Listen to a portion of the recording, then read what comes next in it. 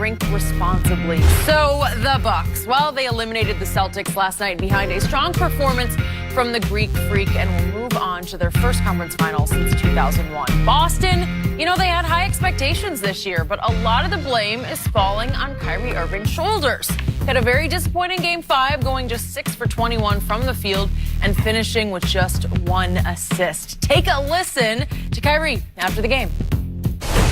There's no time to be disappointed. I think that, you know, you take your lessons, you take your ass whooping that they handed us, and you move on. You know, plenty of people here are speculating about your future, and certainly this summer. Did uncertainty over that weigh on you in any way in this series? No. All right, Skip, how much blame does Kyrie deserve? Honestly. Brad Stevens tried to take the fall last night for his team, but Kyrie Irving deserves 100, make it 1,000% of the blame. As you know, I've long been a Kyrie fan, and he did hit the shot of shots in a Game 7 at Oracle that did save LeBron, but that's just me, and that's a long time ago now, because I cannot tell a lie. Kyrie Irving was at the heartless heart of the biggest collapse to me in Boston Celtics playoff history. He was at the center, given the expectations this year, of the worst year I think the Boston Celtics have ever had, given what they were coming off of, because I'm going to remind everybody, as they know, they beat this team, Milwaukee, last year in 7 games, the first round. They took LeBron's team to Game 7 of the conference finals with no Kyrie and no Gordon Hayward. They come back, allegedly healthy, and that happened. And it was all about Kyrie. And this team indicted itself and indicted Kyrie in Game 1, because they won Game 1 at Milwaukee this year by 22 points. That was Kyrie's happy night.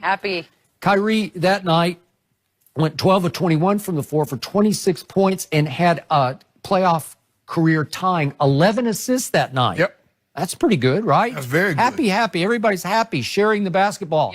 Last 4 games, they lost by an average of 16 points as Kyrie averaged 5 assists. And last night, if you look at your score sheet there, your box score, he had 1 big assist. 1 assist in that game, in a closeout game.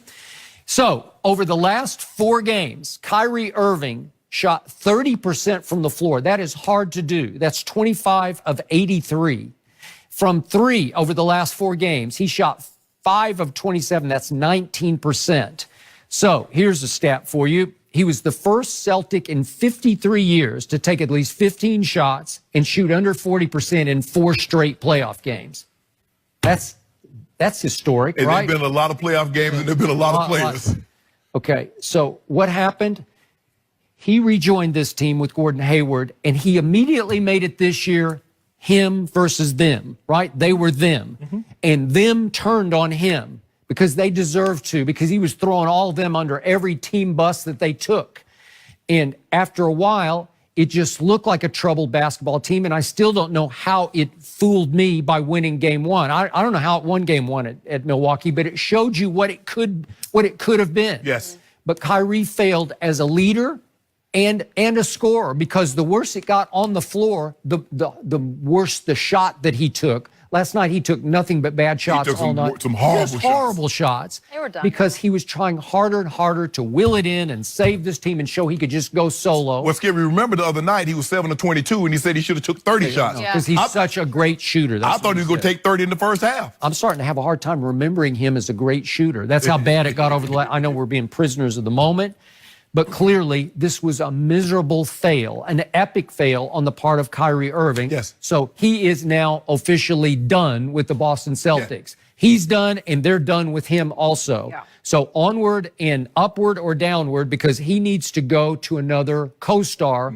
who can be his leader on and off the floor. That's what he needs. Skip, when the lady asked, was it the uncertainty that had something to do with it? There was no uncertainty with Kyrie. Kyrie knew exactly what he wanted to do. He don't want to be there. That's true. Skip, I agree with everything you just said. For the simple fact, Kyrie is a superstar. He gets the lion's share of the blame. That's why they don't say, well, the Cavaliers were 1-3 in the NBA Finals. They say LeBron James. That's true. Was 1-3 in the NBA Finals in the last 4 years. So this is what Kyrie signed up for. That's not what he skipped. He wanted that.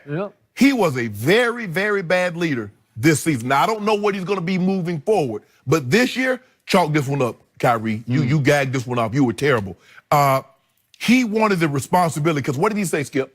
I want to lead my own team. I want to be the number one guy. But what he found out, it was a lot more difficult than he anticipated. It was. It's just not about being the best player. Yep. There's a lot of things there's a lot of concessions that you have to make. You have to know what to say, when to say it, how to say it, and where to say it. Yep. He had no idea. He just took for granted, man, I'm good. Maybe he thought he was just as good as LeBron. Well, if I'm just as good as LeBron, I need my own team like he got his team. Yep. So I needed someone to build a team around me like they built the team around LeBron. Because remember, he said he knew LeBron was going to leave, and then he was going to be strapped with a bunch of players that's not equipped to do what he could do. Yep. Skip, on paper, this team probably should be in the NBA Finals. But you remember a couple of years ago, Skip, I think they were in Utah, and Kyrie had 30-something points and 0 assists, and LeBron said, this cannot happen. Kyrie took 16 shots in the first half with 0 assists. You mentioned of the shots that he took, 21 last night with 1 assist. He went Westbrook, but at least when Westbrook plays, Westbrook gonna give you double-digit assists. He will. He might take some bad shots. He might be 17 or 43. And he might get you 12 rebounds. Kyrie can't do that. But he gonna give you 12 assists also. Skip, this is embarrassing for Kyrie. This you wanted this, It's bro. just shameful. You wanted this is what you wanted. You asked for Wanted it. this. You did. You said you wanted this, and you got what you wanted. You wanted to be out a storied franchise, the Celtics, a great, a team that moved the ball and coaches that can coach me at all my abilities. Yeah. You got everything you asked for, and then guess what happened? You goofed it off. Yeah. So now you're gonna go Smart. somewhere. But Skip, even if he goes with KD. He's not going to be bigger than KD. No. It's going to be thought of as KD team. I think he might like it this time. I think he might like being the second fiddle. Oh, you like that. So you like when somebody else catch that criticism, huh? Well, he's got to know that this one was him. Oh, yeah, he got to eat this. That's why some Okay. of those words were Yep. like that. And even though I'm not giving any blame to one Gordon Hayward, and even though he's a good young man, and he suffered a gruesome terrible injury. injury, Yes. just terrible, career-threatening. He is simply the most overpaid, overhyped player in this league. He makes $30 million, and he is now a shell of himself. And I'm not even sure what his self was. I told you he was way over-recruited and overhyped. You took the words right out of my mouth. Skip, they recruited him.